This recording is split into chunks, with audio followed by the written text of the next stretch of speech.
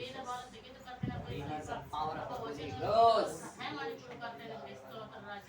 Hallelujah. Take lord this ಕರ್ತನೆ. ನಿಮಗೆ ಸ್ತೋತ್ರ. ಕರ್ತನ ಆತ್ಮವನ್ನು ಮುಟ್ಟು ಕರ್ತನೆ ಬಯಸುತ್ತೇವೆ. ಅಪ್ಪ ಎಲ್ಲರೂ ಹೃದಯಗಳು ತೆರೆಯಲ್ಪಡಬೇಕೆಂದು ಪ್ರಾರ್ಥಿಸುತ್ತೇನೆ ಕರ್ತನೆ. ನಿಮಗೆ ಸ್ತೋತ್ರ. ಅಪ್ಪ ಕರ್ತನೆ ನಿಮಗೆ ಸ್ತೋತ್ರ. ಸಂಗಪ್ಪ ಪರಲೋಕವನ್ನು ತುಂಬಿಸಿಕೊಂಡು ಪ್ರಾರ್ಥಿಸುತ್ತೇನೆ. ಆ ವಚನ ಹೇಳುವ ಕರ್ತನೆ ನೀನೇ ಅವರ ಸಂಗಡ ಮಾತನಾಡಬೇಕೆಂದು ಪ್ರಾರ್ಥಿಸುತ್ತೇನೆ ಕರ್ತನೆ. ಅಪ್ಪ ಕರ್ತನೆ ನಿನ್ನ ಕೃಪೆಯನ್ನು ಸಂಚಾರ ಬಲಪಡಿಸಬಲ್ಲ ತುಂಬಿಸಬೇಕೆಂದು ಕರ್ತನೆ ಆದಿ ಅಂತ್ಯ ಮಧ್ಯಸ್ಥಕ್ಕೆ ನಡೆಸಬೇಕೆಂದು ಕರ್ತನೆ ನಜರೇತಿನ ಯೇಸು ಕ್ರಿಸ್ತನ ನಾಮದಲ್ಲಿ. Amen. Hallelujah.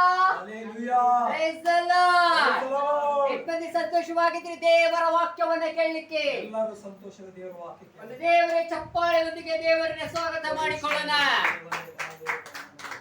ಕರ್ತನ ಮಹಿಮೆಯು ಕರ್ತನ ಆಗಮನವು ನಮ್ಮ ಜೀವಿತದಲ್ಲಿ ನಡೆಯಲಿ. ಇವತ್ತು ದೇವರ ಅಭಿಷೇಕವನ್ನ ಹೊಂದಿಕೊಳ್ಳೋಣ ನನ್ನ ಪ್ರಿಯರೇ. ಇವತ್ತು ಸದಾಕಾಲ ದೇವರ ಒಂದಿಗೆ ನಾವು ನಡಿಬೇಕಾಗಿದೆ. ಆ ದೇವರ ವಾಕ್ಯಕ್ಕಾಗಿ ಮುಂಚಿತವಾಗಿ ನಾನು ಹೇಳ್ತಾ ಇದ್ದೀನಿ ಒಂದು ಸಂದೇಶವನ್ನ. ದೇವರು ಎಲ್ಲರನ್ನು ಕರಿತಾ ಇದ್ದಾನೆ, ಆದ್ರೆ ಜನರು ಏನ್ ಮಾಡ್ತಾ ಇದಾರೆ, ದೂರ ಹೋಗ್ತಾ ಇದಾರೆ ದೇವರಿಂದ.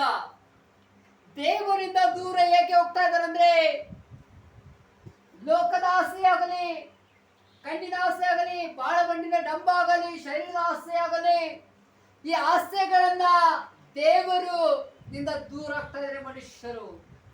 ಕ್ರೈಸ್ತರಾಗಲಿ, ಅನ್ಯಜನಗಳಾಗಲಿ, ಮಧ್ಯದಲ್ಲಿ ನಾವು ಏನ್ ಮಾಡ್ತಾ ಇದ್ದೇವೆ ಅಂದ್ರೆ ದೇವರಿಂದ ದೂರ ಆಗ್ತಾ ಇದ್ದೇವೆ ನನ್ನ ಪ್ರಿಯರೇ. ದೇವರ ಪ್ರೀತಿಯು ಕಾಣದೆ ಹೋಗ್ತಾ ಇದ್ದೇವೆ, ದೇವರ ಕೃಪೆಯನ್ನು ಕಾಣದೆ ಹೋಗ್ತಾ ಇದ್ದೇವೆ, ದೇವರ ಅಭಿಷೇಕವು ಕಾಣದೆ ಹೋಗ್ತಾ ಇದ್ದೇವೆ. ಇವತ್ತು ದೇವರ ಜೊತೆಯನ್ನು ಮಾತನಾಡಿದ್ರು, ಒಂದು ಒಡಂಬಡಿಕೆಯನ್ನು ಮಾಡಿಕೊಂಡ್ರು. ಆ ಒಡಂಬಡಿಕೆ ಏನಪ್ಪಾ ಅಂದ್ರೆ, ಒಂದೇ ಯೋಹಾನ ಬರೆದ ಪತ್ರಿಕೆ 3ನೇ ಅಧ್ಯಾಯ 24ನೇ ವಚನದಲ್ಲಿ ಸ್ವಲ್ಪ ಜ್ಞಾನ ಮಾಡಿಕೊಳ್ಳೋಣ. 1ನೇ ಯೋಹಾನ ಬರೆದ ಪತ್ರಿಕೆ 3ನೇ ಅಧ್ಯಾಯ 24ನೇ ವಚನದಲ್ಲಿ ದೇವರು ಮಾತನಾಡುವ ವಾಕ್ಯಗಳನ್ನ ಕೇಳಿಕೊಂಡು ನನ್ನ ಪ್ರಿಯರೇ, ಆ ವಾಗ್ದಾನಗಳು ಯಾವುದು ಹಿಡ್ಕೊಂಡು ಹೋಗೋಣ. ಇವತ್ತು ಮಾತನಾಡುವ ದೇವರು ನಿಮ್ಮ ಜೊತೆ ಮಾತನಾಡ್ತಾ ಇದ್ದಾರೆ. ವಾಕ್ಯವನ್ನು ಓದಿಕೊಳ್ಳೋಣ. ವಾಕ್ಯವನ್ನು ಓದಿ. Thank you Jesus. 24 ಆತನ ಆಜ್ಞೆಗಳನ್ನು ಕೈಕೊಂಡು ನಡೆಯುವನು ಆತನಲ್ಲಿ ನೆಲೆಗೊಂಡಿರುತ್ತಾನೆ, ಆತನು ಇವನಲ್ಲಿ ನೆಲೆಗೊಂಡಿರುತ್ತಾನೆ, ನಮ್ಮಲ್ಲಿ ನೆಲೆಗೊಂಡಿದ್ದಾನೆ ಎಂದು ಆತ ನನಗೆ ಅನುಗ್ರಹಿಸಿದ ಆತ್ಮನಿಂದಲೇ ಬಲ್ಲೆವು. ಏನ್ ಹೇಳ್ತಾನೆ? ಆತನಲ್ಲಿ ಯಾವಾಗ ನಾವು ನೆಲೆಗೊಂಡಿರುತ್ತೇವೋ, ಆತನ ವಾಕ್ಯದಲ್ಲಿ ಇರುತ್ತೇವೋ, ಆತನ ಪವಿತ್ರಾತ್ಮನ ಜೊತೆಯಲ್ಲೇ ನಾವು ಸೇರುವವರಾಗಿದ್ದೇವೆ. ಹೊಡೆ ಚಪ್ಪಾಳೆ ದೇವರಿಗೆ.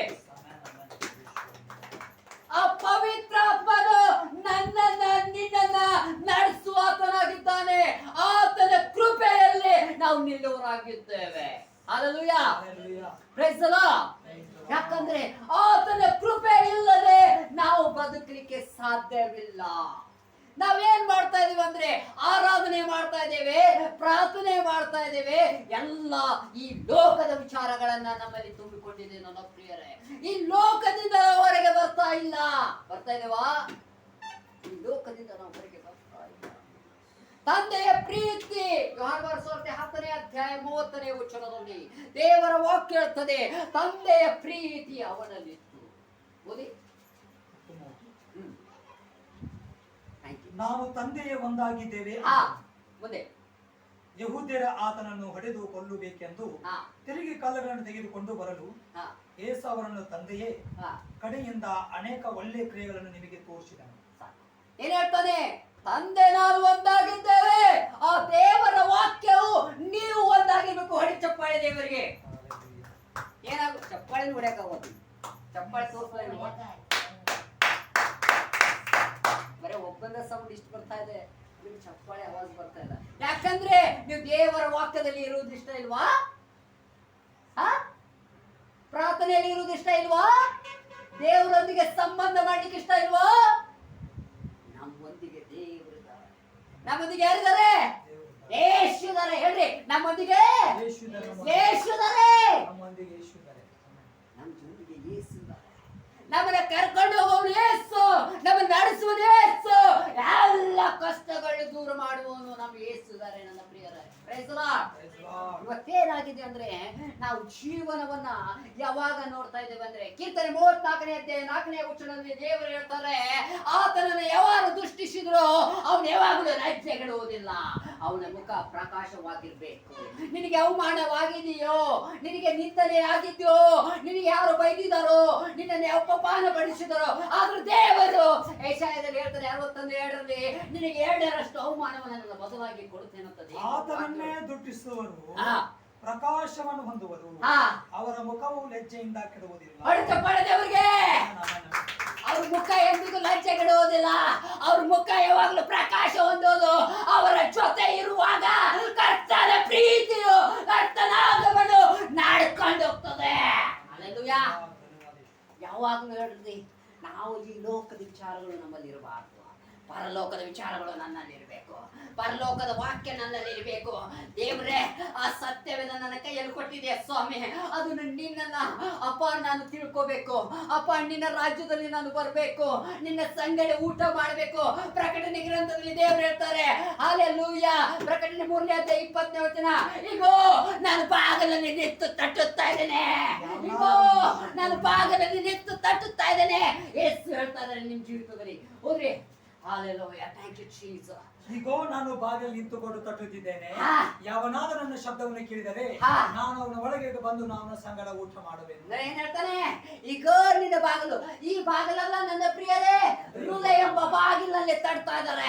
ಆ ಹೃದಯ ಎಂಬ ಬಾಗಿಲನ್ನು ನೀನು ಯಾವಾಗ ಓಪನ್ ಮಾಡ್ತೀಯೋ ಅವಾಗ ಪರಲೋಕದ ದೇವರು ನಿನ್ನ ಸಂಗಡ ಕಷ್ಟದಲ್ಲಿ, ದುಃಖದಲ್ಲಿ, ನೋವದಲ್ಲಿ, ರೋಗದಲ್ಲಿ ಎಲ್ಲ ಸಂಗಡ ನಿನ್ ಜೊತೆ ಇರ್ತಾನೆ. ಚಪ್ಪಾಳಿದವ್ರಿಗೆ ನಿನ್ ಜೊತೆ ಇರ್ತಾನೆ. ನನ್ ದೇವ್ರು ನನ್ ಜೊತೆ ಇರ್ತಾನೆ. ಅವ್ರ ಸಂಗಡ ಮಾತಾಡ, ಇವ್ರ ಸಂಗ ಮಾತನಾಡಿದ ಇಲ್ಲ, ನನ್ನ ದೇವರು ಪಕ್ಷಪಾತ ಮಾಡುವನಲ್ಲ, ಎರಡು ಮಾತಿನವನಲ್ಲ. ನನ್ನ ದೇವರು ಕೊಟ್ಟೆ ಕೊಡ್ತಾನೆ, ನಡೆಸ್ತಾನೆ. ಆ ವಾಗ್ದಾನಗಳನ್ನು ಹಿಡ್ಕೊಂಡು ಹೋಗೋದಾದ್ರೆ ಆತ್ಮನ ವರಗಳ ತುಂಬಿಸಿಕೊಂಡು ನಮ್ಮನ್ನ ನಡೆಸುವ ಆತನಾಗಿದ್ದೇನೆ. ಹಲ್ಲೆಲೂಯಾ. ಮೊಬೈಲ್ ಸೈಲೆಂಟ್ ಮಾಡ್ರಿ.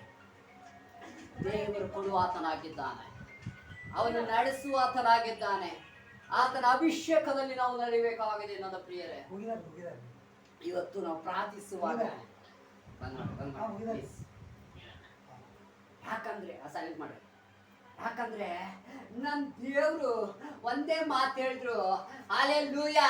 12 ಮಂದಿ ಶಿಷ್ಯರನ್ನ ಆರಿಸಿಕೊಂಡು ಒಂದೇ ಮಾತು ಹೇಳಿದ್ರು, ಅರೇ ನನ್ನ ಮುದ್ದು ಮಕ್ಕಳೇ, ನನ್ನ ಶಿಷ್ಯರೇ, ನೀವು ನನ್ನವರು, ನಾನು ನೀವು ಸ್ನೇಹಿತರಾಗಿದ್ದೀರಿ ಅಂತ ಹೇಳ್ತಾರೆ.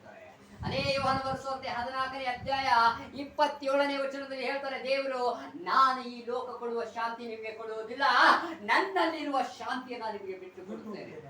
ಹೋದ್ರಿ ಯೋಹಾನ